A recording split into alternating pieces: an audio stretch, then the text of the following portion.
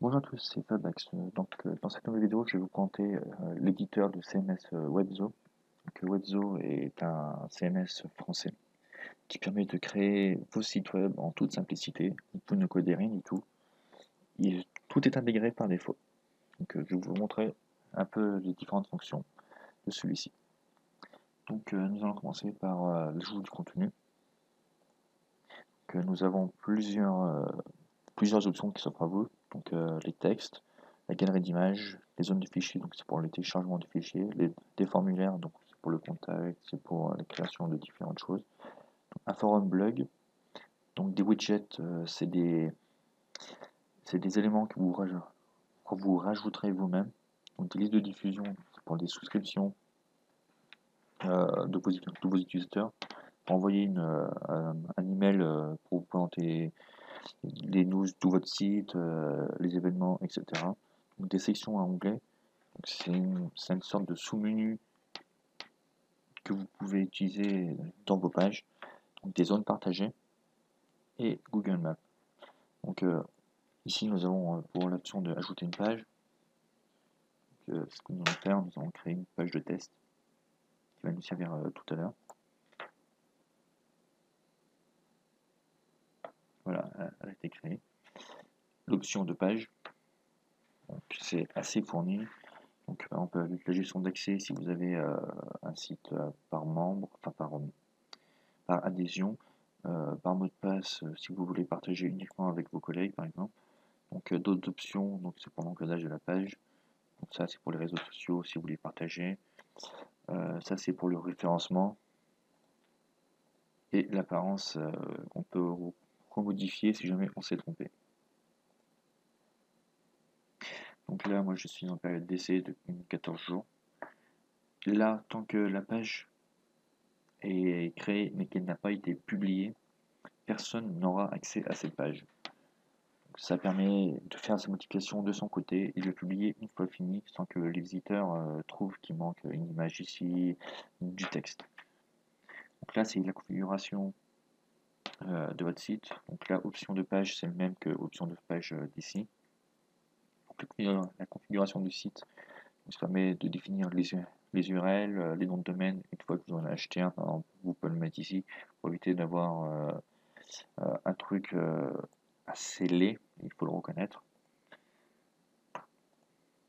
Donc la section du thème, donc, une fois que votre site a été créé, on vous demande de choisir un thème, une charte graphique, et on peut la remodifier après si jamais elle ne vous plaît pas. Donc c'est assez pratique. Donc, on va prendre celui-là. On enregistre et on va appliquer directement sans prévisualiser. Voilà. Donc là nous avons un nouveau thème. Donc pour la configuration après, donc on a géré les pages. Voilà. Donc là c'est toutes les pages créées sur votre site qui sont référencées là-dedans. Vous pouvez les modifier, les supprimer, les changer de dossier. Différentes options, dupliquer, ici encore il y a publier, etc. etc. Donc là, c'est tout ce qui est relatif à mon compte. J'oublie application. Donc application, par défaut, il n'y a rien installé. Tout à l'heure, j'ai installé Google Maps. Vous pouvez installer d'autres applications qui ne sont pas installées par défaut très facilement. Par exemple, si vous voulez, je sais pas, on va prendre un sondage. Vous cliquez sur sondage, vous faites installer. Et voilà, c'est installé. C'est aussi simple que ça. Donc là, c'est pour ajouter des boutons de partage.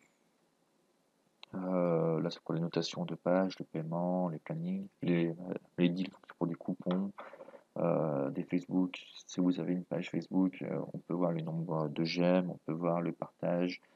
Là, c'est pour le chargement au scroll de la page. Donc, il ne charge pas toute la page, il charge uniquement les informations vues par votre navigateur. Donc, si vous descendez la page, elle sera chargée automatiquement. Ça permet d'accélérer le chargement de la page au niveau client et d'éviter des requêtes trop importantes au niveau serveur. Si on ne va pas au fond de la page, ça ne sert à rien de charger toute la page.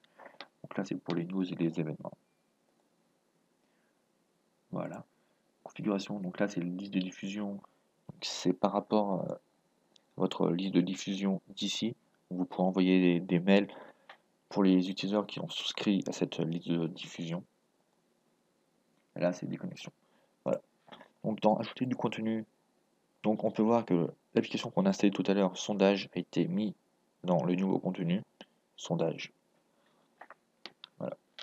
Pour ce qui est donc d'ajouter du contenu sur la page, donc là on va prendre notre page de test. C'est très simple. Il vous suffit de cliquer sur le contenu que l'on veut, cliquer sur exemple, sondage. Là, on a du glisser-déposer. On va le mettre sur une barre verte que l'on veut, ou bleue, si c'est dans le header, et dans le bleu aussi si c'est dans le footer. Donc on va le mettre ici. Voilà, donc le sondage se présente comme ça. Donc question des sondages, en fait c'est le titre du sondage. Donc je vais mettre un peu ordinateur. Voilà, et donc là, réponse. Donc c'est les questions que vous poserez à vos utilisateurs. Donc, je vais mettre un pardon. Quel ordinateur avez-vous? Là, je vais mettre PC portable. Donc les options sont une fois qu'on a cliqué, donc pour afficher le résultat, si on veut le pourcentage, le nombre de votes. Moi, je vais laisser sur pourcentage et nombre de votes. Afficher les résultats, donc c'est le visiteur ayant voté. Donc ça, c'est le style, donc si on veut plutôt gris ou plutôt blanc. Et là, c'est la dimension que l'on veut du sondage qu'on va faire ajouter. Voilà, donc quel ordinateur avez-vous? Donc on peut choisir entre PC et portable. Moi, je vais dire portable. Je vais voter. Et on a à la fin, on a bien le nombre de votes et le pourcentage total. On peut réutiliser quand on est en administrateur. Pour ce qui est du reste, donc je sais pas, on va mettre une Google Maps à côté. Voilà. On va mettre Lyon, France.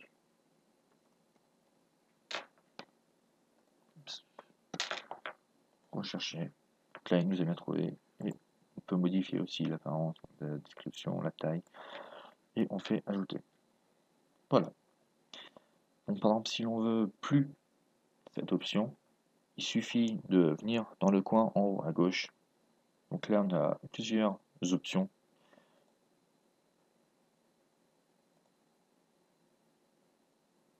Voilà. Donc il faut bien attendre. Donc là, on a édité, déplacer, supprimer, dupliquer, etc., etc. On va le supprimer dans notre cas.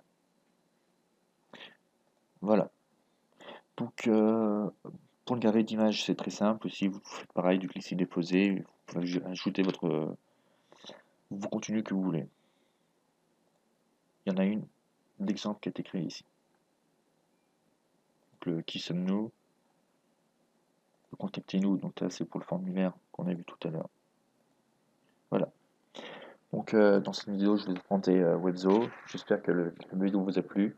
Et à bientôt pour une nouvelle vidéo.